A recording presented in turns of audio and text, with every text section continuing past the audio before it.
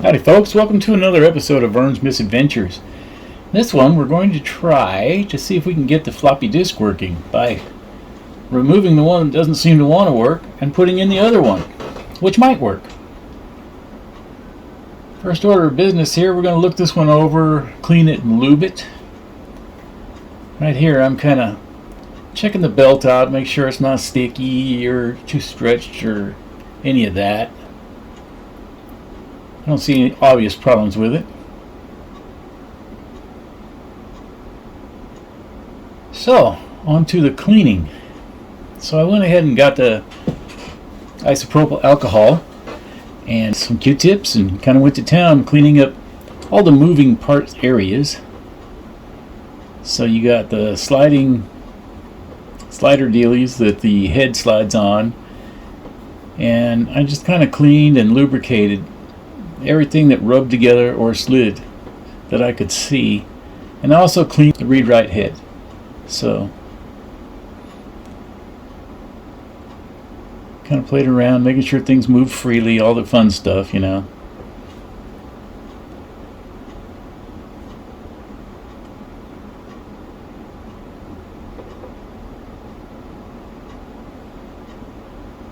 After it was lubricated, the latch mechanism that kind of locks it in so you can use it, it worked a lot better. So then we set the one we just cleaned aside. Set about the business of disassembling the TRS-80.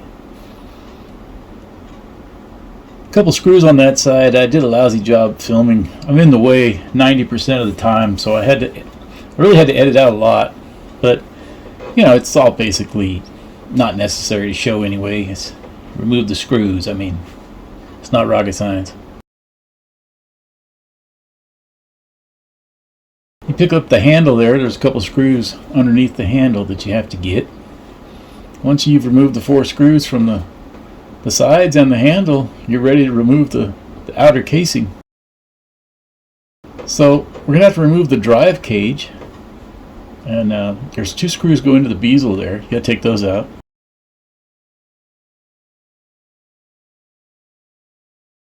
Okay, there are 4 screws across the top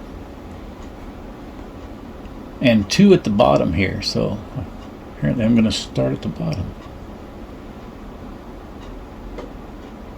So you can get it with just your average length screwdriver. A longer shank might make it a little easier, but like I said, I was able to reach it with this one. This one's magnetic, and it makes it a lot easier to retrieve the screws once you get them loose, so I went ahead and used the magnetic one.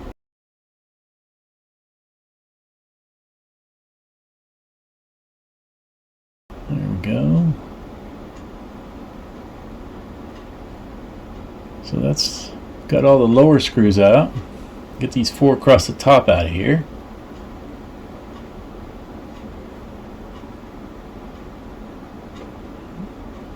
Here we go, here we go.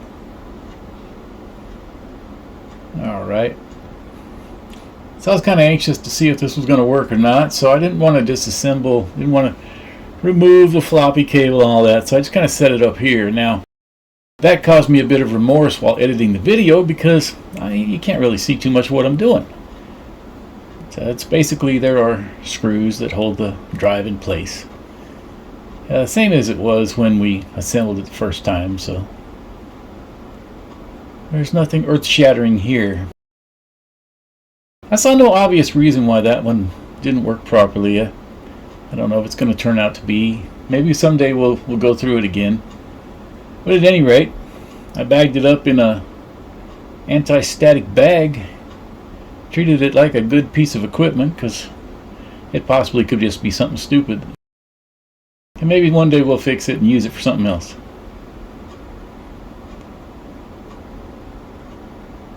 Alrighty. Let's get on about the business of installing the other drive here.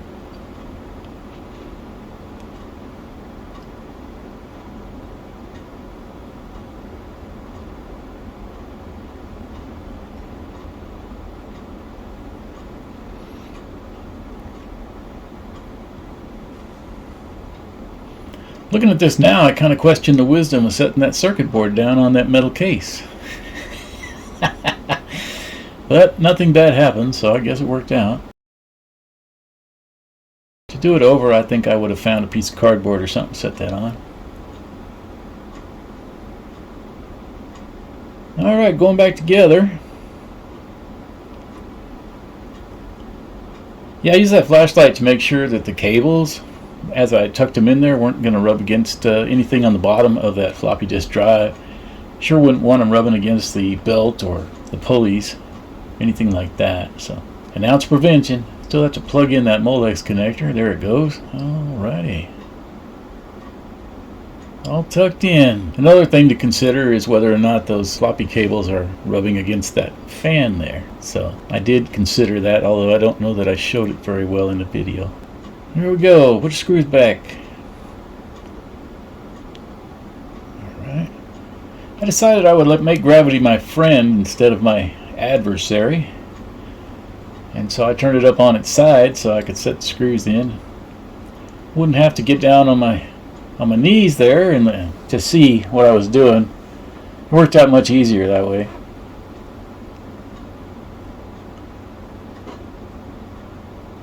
Yeah. Back down she goes. Alright, before fully assembling it, we're going to test it. Put the old flash drive back in the GoTech.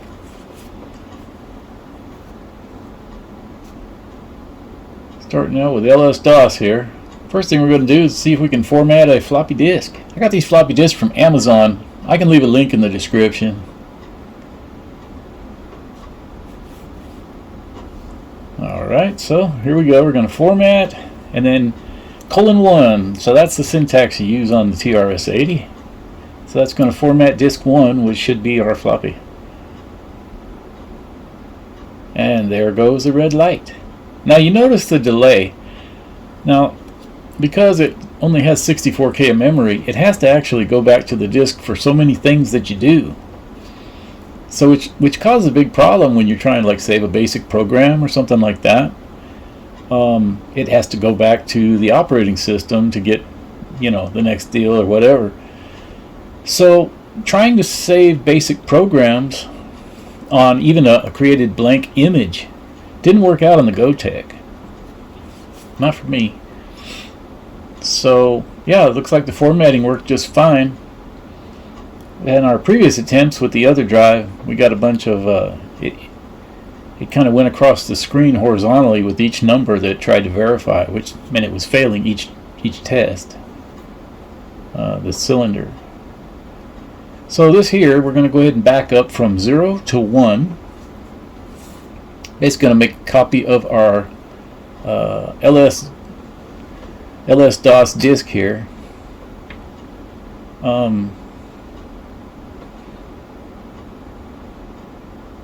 Going back to our format here, that in the parentheses Q equals in, that means questions equals no, and that way it'll just give you the default formatting. Now, when I finished copying LS-DOS, it kind of hung. It never said it was finished or anything. So I had to turn the computer off, turn it back on, and then check it. I was looking for a more graceful exit than that. I didn't get it that time. So we pull a directory, and we'll see that in drive 1 we have all of the files we would have expected to see. And I'm going to do a directory on 0 here, so if you kind of want to look. So you see all the files you would have expected to see on the original disk, so I imagine it made a good copy. It won't boot to the floppy because I have it set up as drive 1. I would have to rearrange all the cabling, and it's just not worth it. Not for me.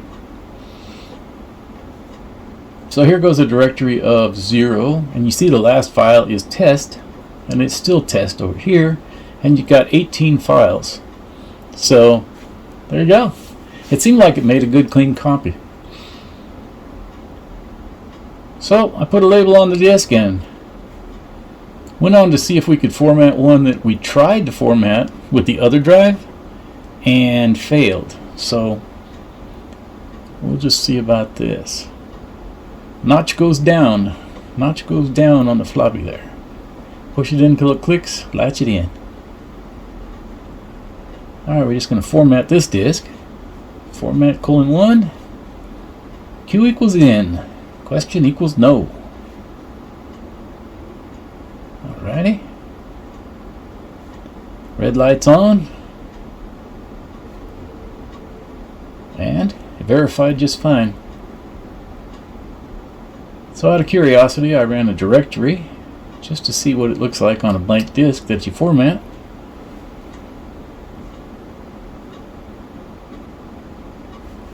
Okay. That shows we had a 174K free on our 180K disk. Now, the conclusion I drew to that is that it formatted as a single side double density disk. Double side would be 360K. Alright, so I started to type in a basic program, and then I realized I didn't go into basic, so I had to start over. So we go into basic, and I want to make sure we can save basic programs. That was the main thing I needed the floppy disk for, because other than that, most of what I do with this thing I could do with the Go tag. And it was just kind of a, anyway, it's there, it should work kind of thing, but I actually had a practical reason to use it, and that was so I could save basic programs. So I saved the file as first attempt. This was a one-line program, so if we lose it, we didn't lose much, right? So there we listed our program. Now I'm going to type new to make sure it's gone. I list it again, it's gone. Now we can load first attempt from disk 1. Red light comes on. It's ready. Let's list it. Well, we got to spell it right. Let's try it again. Hey, there we go. It is there.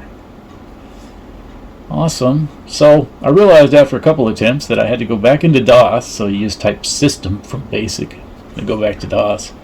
And you can remove first attempt and get your space back on your floppy. How about that? So, verifying that it's actually gone. And we're back to having 174K free on our floppy disk drive. Floppy disk. So, let's put it back together. Works. Screws go in the bezel.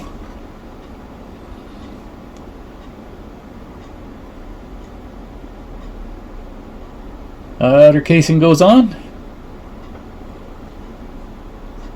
There it goes. Now it goes on.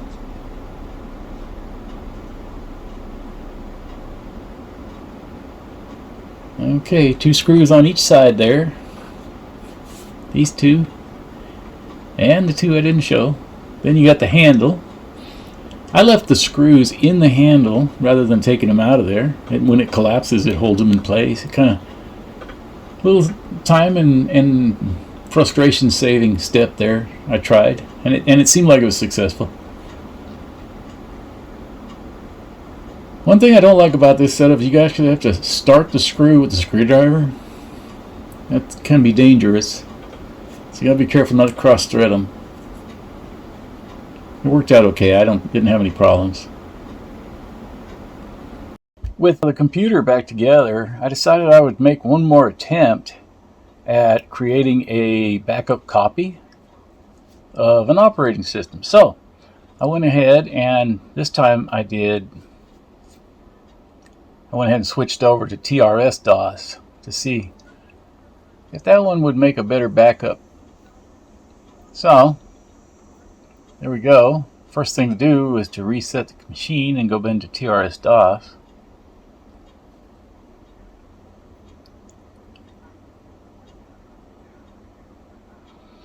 There we are.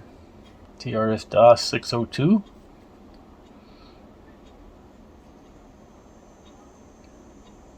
Alrighty. Using our same disk we originally had used for the basic. And we're backing up.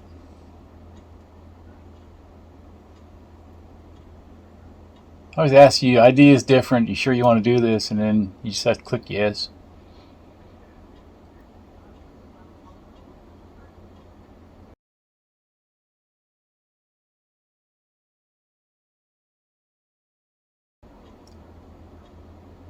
So we'll fast forward through this part.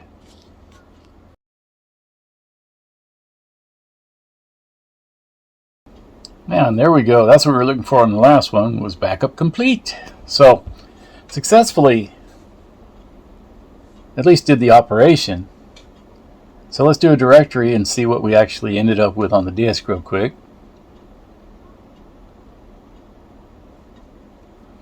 Yeah, 14 files. Some time has passed, and I'd like to show a couple of programs that I wrote in BASIC. They're nothing fancy, just a little demo. So let's check out this one first. This one's a Model 4 BASIC. There we go. Oh, actually, you want to turn this on first. Here we go. Here's LS-DOS 6.3. We'll go ahead and restart it in that.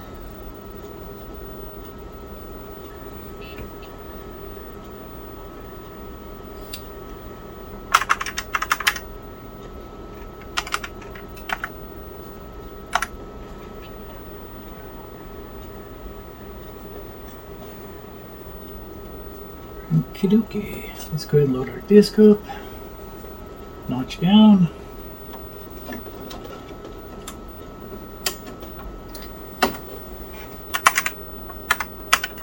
There we go. So you can go into BASIC first and then load from there, or, which I've demonstrated earlier in this video, or another thing you could do is just do BASIC and then the name of the file you want to run in BASIC. So we'll do crazy.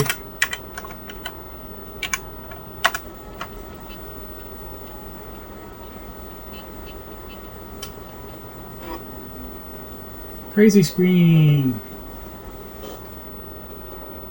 So what this does is it just prints random character strings. And some character strings cause different effects on the screen, whereas others print characters. So what generally happens with this is it finally reaches a point where it puts a character string that locks up the computer. But until then, it's kind of interesting, kind of fun to watch. Let's see. So before that happens, let me go ahead and do it. Let's go ahead and list. A little bit since I played with this. Alright, here we go. Now I'm on the home keys. There we go. So basically we clear the screen and then it prints the title. Crazy screen. Little delay for x equals 1 to 2000. Then we clear the screen. We pick a random number between 1 and 255. We set that as our variable x. We print character string of x with a space. And we go back and do it again. And it just does it until it either until you interrupt it or it crashes. So there is that one. Now we can go back to system.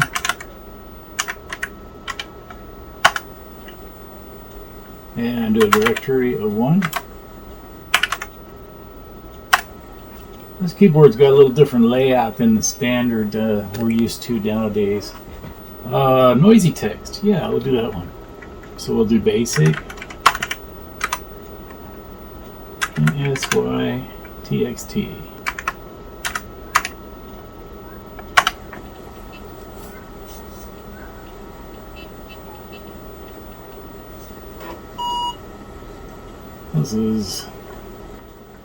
This one here kind of plays around with the sound command. So okay, so we'll put burn.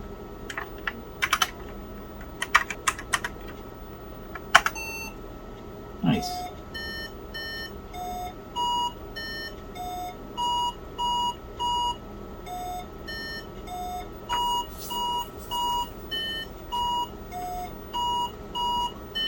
So depending on what random number it chose, it displays this random text, a random string I should say, and a random sound. So type the word exit to end, or type a few lines of text followed by enter. Oh, okay, so this was like the world's cheapest wanna-type game.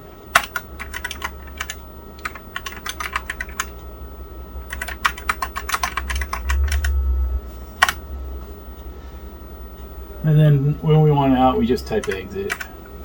Like I said, it's just something to goof around with. And it says, see ya. Here, we'll list it. Take a look at it. It's longer than you would think. So yeah, it just uses some sounds and some inputs and whatnot. Alright, go back to system.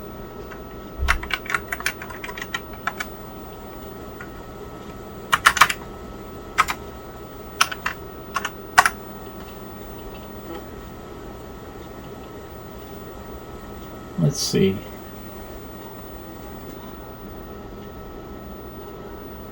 There's Squawk, there's Text Fun. Let's try Text Fun, and then I think we're going to wrap it with this particular disc. I got another one I want to show, and we'll wrap the video with. So basic.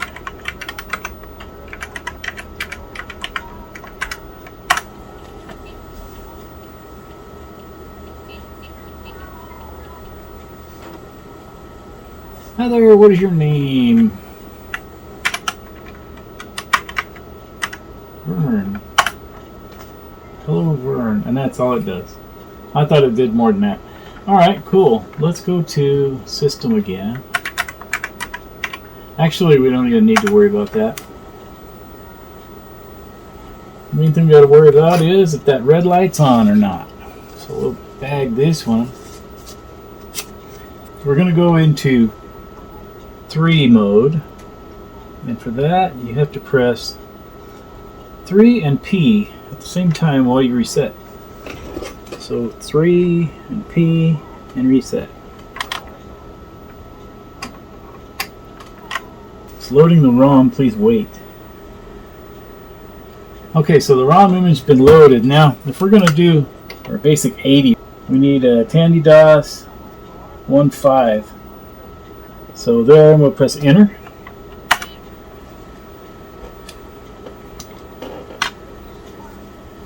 Okay, so we're in the Model 3 mode now. We'll enter the date.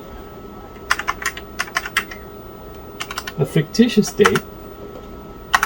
Now we'll load this one, which is my Model 3 mode basic program.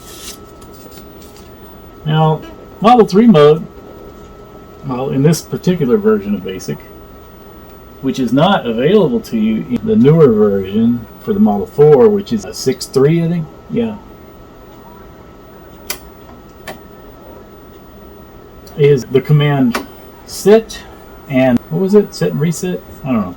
We'll look again. It's been a minute. So let's do a directory of 1.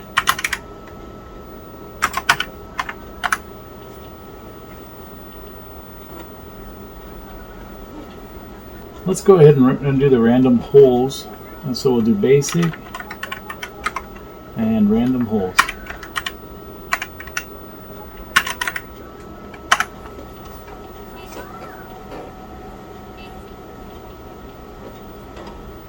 And I didn't do :1 because if it doesn't find it on the first disk, it'll look at the second disk.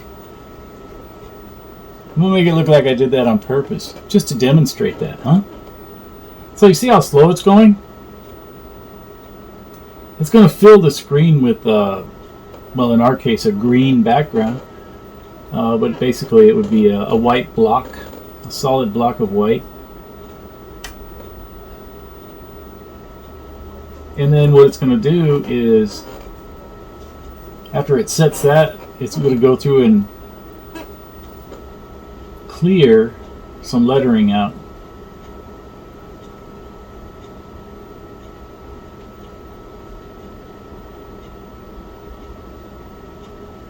Okay. And if we wait,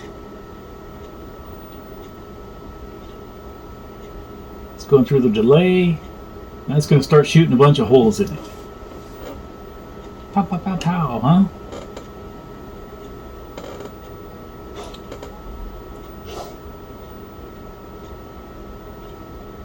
Cool. So,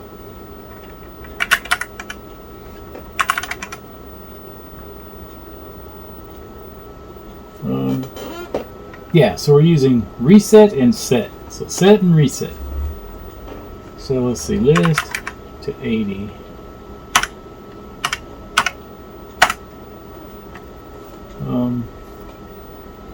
Yeah, so you set your y coordinates and your x coordinates.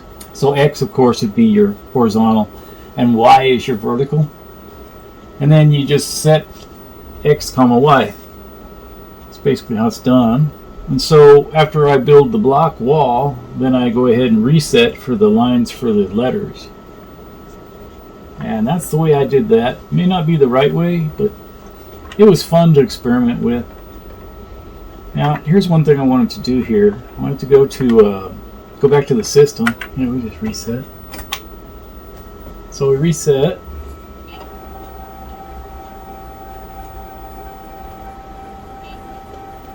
Okay, and we're system 1.5. Now, I think it was like speed up or something like that. So let's see, speed up.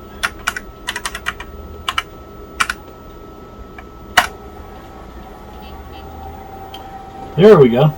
So if you type speed up here, then you get the 4 megahertz processor speed while you're in the Model 3 mode. So that's kind of cool. So you're running now we run our same program, which was, let's do the directory again.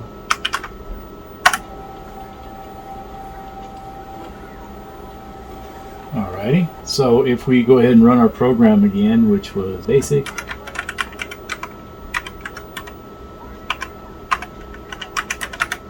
and I bumped the caps lock. You don't have to do this all in capital letters. But now you'll see that it fills the screen a bit faster as it runs this. Quite a bit faster than it had, because we just doubled the speed of the computer. Normally in Model 3 mode it'll run at 2 megahertz, I believe. I slept since I read that, so I could be wrong. But I think it runs at 2. And then in Model 4 mode it runs at 4.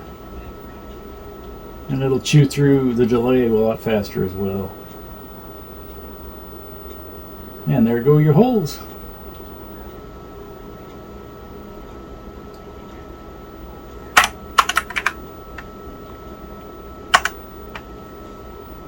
And 1000, I just had it go to 1000 so that it wouldn't, mess up and scroll and then say ready when it was done. Just wanted to make sure that it got locked up and held where it was until you decide you're ready, and then you just press break. So, with that, I think we've demonstrated that we fixed the floppy disk problem, and it is a lot of fun.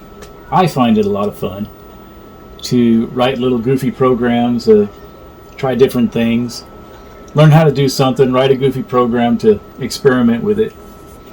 So that's the biggest part of the fun for me with these older computers. Hey, hope you enjoyed the video. Thanks for watching. I'd like to this time to invite you to subscribe to the channel if you haven't done so already. Thank you for being a subscriber if you already have. And I think with that, we'll call this one off, and we'll see you in the next one. So y'all take care.